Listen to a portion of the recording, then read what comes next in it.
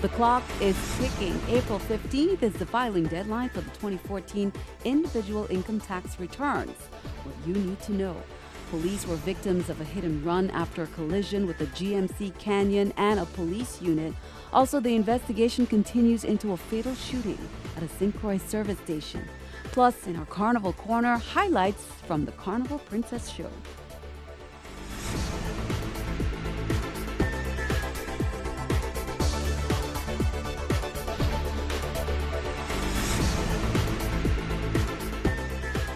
Hello, welcome. Thank you for joining us on this edition of News 2. I'm Sandra Gumansing. Topping on Newscast, April 15th is D-Day for filing your taxes if you aim to file them on time. If you haven't done that yet, the Bureau of Internal Revenue in the Virgin Islands is making accommodations to make it a little less stressful for you. News 2's April Knight has details.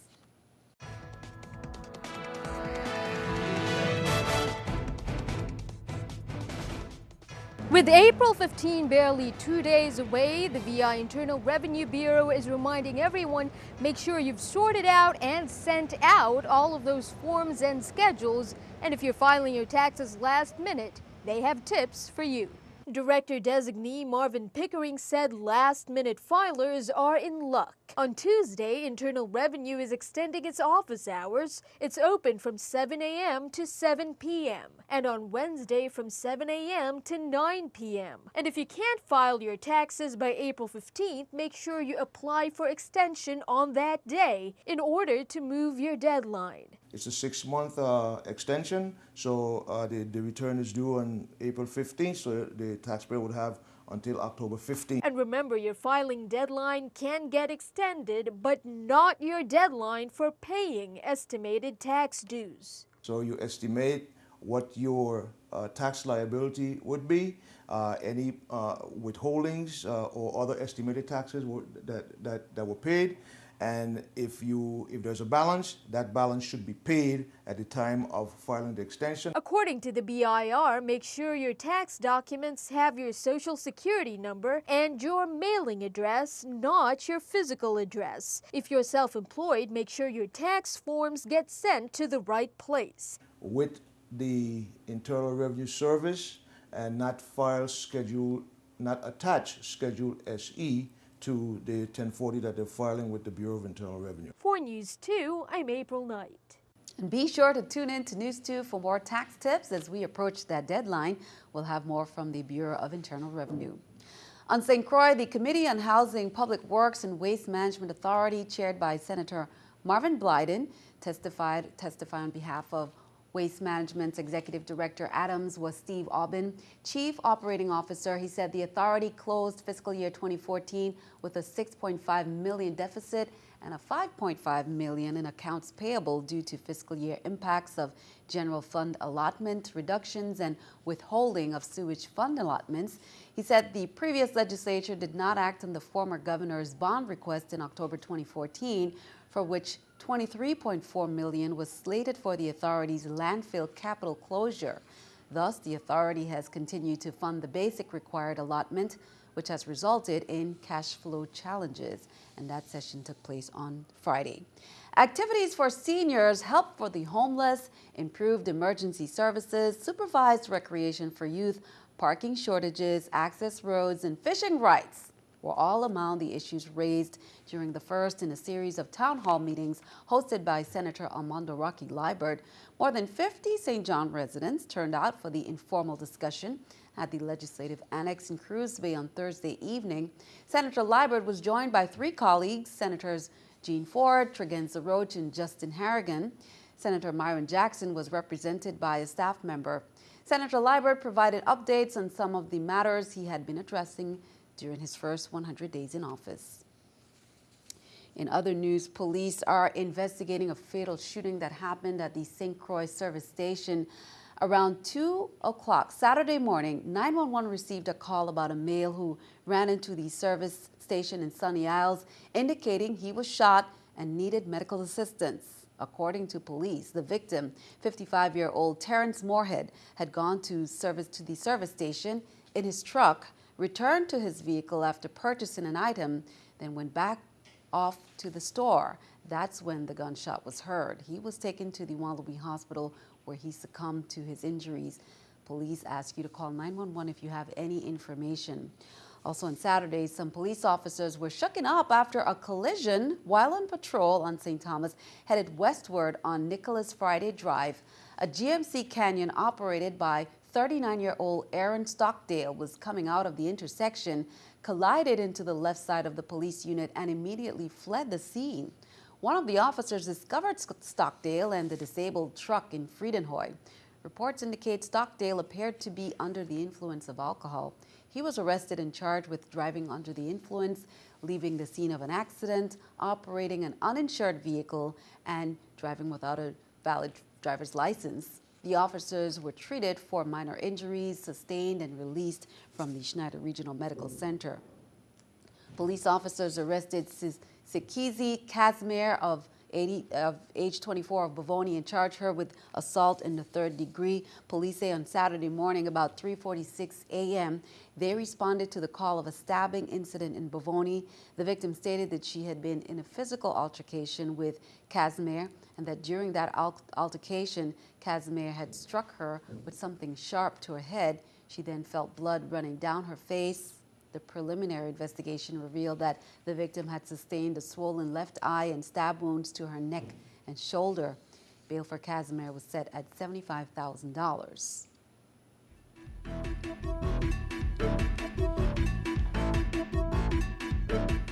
And Carnival is already in full swing. New royalty to report about, crowned before a packed house at the Lionel Roberts Stadium. It's the search for the new Carnival Princess. That's what it was all about. Fans, friends, and family gathered to support the contestants who did their best to make their dreams come true. But of course, only one took home the crowd. Erica Romo has the highlights. With the theme Culture to the Extreme, Carnival 2015 began, and with this, the selection of its princess. 3 candidates contested for what they had been dreaming for months, the beautiful, shiny crown. Before the eyes of hundreds of friends, family, supporters, and the judges who strongly graded them in each one of the segments, sportswear, cultural madras, talent, and evening wear, they performed gracefully, showing at all times not only their beauty, but their personal desire to be the best. Dancing, acting, singing, playing an instrument, wearing the most amazing dresses, or doing anything that would capture the audience's attention was their goal, and they did go to the extreme. The audience proved to have enjoyed the event, but also showed their passion for their favorites. At the end, with excitement and worry shown in all of the candidates' eyes, Takara Wharton was crowned Carnival Princess 2015. Showing great enthusiasm, her family and sponsors thanked everyone for supporting Takara and helping her make every girl's dream come true. Reporting for NEWS2, Erica Romo. Thanks for that, Erica, and congratulations to new royalty. Now, next weekend, it's the Queen Selection Show, Saturday, April 18th, 8 p.m. And then the Toddlers Derby is on Sunday, April 19th at 5 p.m. That event also includes the Best Dressed Doll Competition and the traditional games. On April 20th, the hospital's annual pre-carnival celebration at 6 p.m. Be sure to count on 2. We'll bring you all the colorful highlights. Turning our attention overseas, there are more candidates joining the marathon race for the White House. The first nominating contest isn't until early next year, and those who have announced, including now Hillary Clinton, are focused on Iowa and New Hampshire, the first 2 states where votes will be cast. Florida Senator Marco Rubio adds his name to the official GOP field with an evening announcement in Miami. Rubio joins 2 other senators, Ted Cruz of Texas and Rand Paul of Kentucky, already in the race. Other big names are expected soon, including fellow Floridian Jeb Bush. And keeping our eye on the economy, here's the New York Stock Exchange with our stock market watch. The Dow, NASDAQ, and S&P all down. The Dow 80, NASDAQ 7, S&P 9. Coming up on NEWS2, we honor the Rocketry Club, credited for taking their projects to higher heights. They aimed for the best and earned recognition as far as the White House. We'll be right back.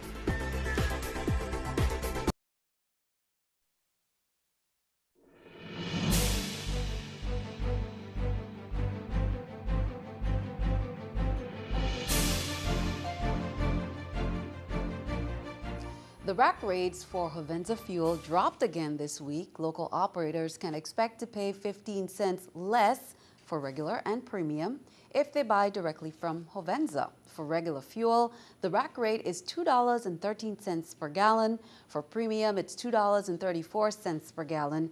Diesel fuel prices held steady at $3.31 per gallon.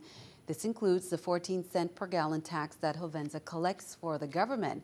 Prices are effective until this Sunday, April 19th.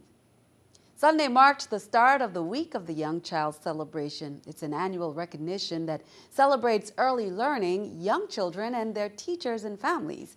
The entire community is invited to be a part of the events this week. Some will include Silly Socks Day, Teacher-Student Swaps, and Daddy Day. Students will dress up as their favorite book characters for parades, and there'll be family and community reading days, as well as other fun activities. This morning on St. Croix at several elementary schools, parents joined their children for breakfast in the school's cafeterias. On St. Thomas, there were school campus cleanups, planting, gardening, and classroom decorating. The week will end with fun learning days on Friday at Adelita Cancroin School's field on St. Thomas and Canagata Ballpark on St. Croix. A child abuse awareness march was held from Holy Family Church to Tutu Park Mall on St. Thomas Saturday, drawing many supporters. April has been designated as Sexual Assault Awareness Month and Child Abuse Prevention Month.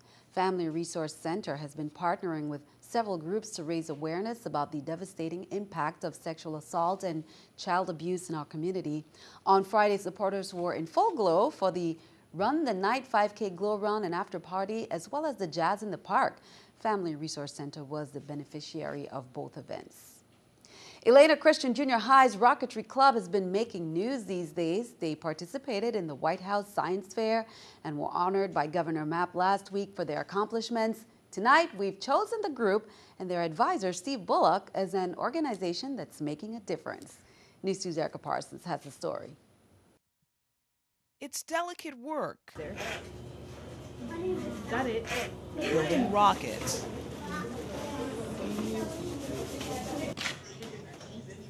And these students are making a name for themselves. Who could have, imagined that we would have moved from a soccer field, from actually a goat pasture. You've been there at Shang and make it to the White House. Elena Christian Junior High School's Rocketry Club attended the White House Science Fair last month, the only Rocketry Club present. Just the experience itself and, explaining to the movers and shakers of the United States was something that I wouldn't replace for the world. It's so interesting that us at such a young age can do such great things, like go to the White House. They returned to a warm welcome home. Steve Bullock founded the club 15 years ago. I saw it as a vehicle to have the students channel their creativity and their geniuses. Since then, more than 200 students have gone through the program. I wanted to broaden my experience in different kind of sciences, so I decided to join the Rocketry Club so I could learn more about different types of sciences that can benefit minds. In a few weeks, they'll be heading to the Team America Rocketry Challenge in Virginia for the 5th year in a row. They spent the weekend building rockets for that trip. We have to make it a specific weight, and we have to predict how it will fly in the air according to the weight and according to the fins or the nose cone. I have a victory dance. And when you build the rocket, it's like those are our babies. There's so much love that we put into it, and we all work together. And with this group, the sky's the limit, literally. Erica Parsons, News 2. Congrats to the students. The Rocketry Club will be holding a bake sale fundraiser Saturday at Plaza East from 9 a.m. Anyone interested in contributing to the Rocketry Club should contact Steve Bullock at Elena Christian School. The St. Croix Food and Wine Experience, a week-long celebration benefiting the St. Croix Foundation, officially teed off Sunday with a cuisine on the green. Over 100 golfers hit the links for tee shots, putts, birdies, and great food and drinks at selected holes. Celebrity chef Sam Choi found time to play around and make one of his favorite dishes. I made a real island favorite in Hawaii. It was called poke, which means fresh fish. So what I did was I got everything from St. Croix and I did an island poke. So it's a St. Croix poke with some pumpkins, some great organic tomatoes grown by Zach, And then I have some beautiful mai was caught yesterday, so marinated it all up like a ceviche. And there we have it, really, really nice. Delicious. Be sure to stick around. Your News 2 AccuWeather forecast is coming up next.